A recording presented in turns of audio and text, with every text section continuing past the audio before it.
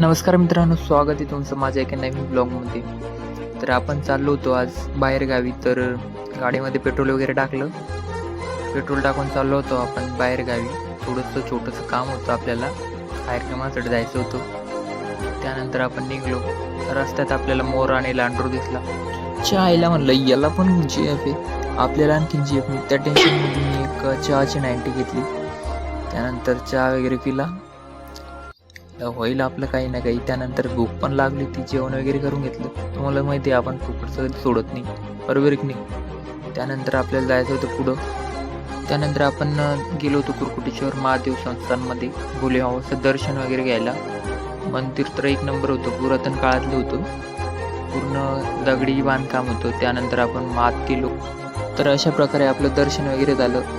त्यानंतर आपण मंदिराच्या आजूबाजूने फेरफटका मारला. तर असा होता माझा आजचा दिवस. अशाच नवीन अपडेटसाठी फॉलो नक्की करा.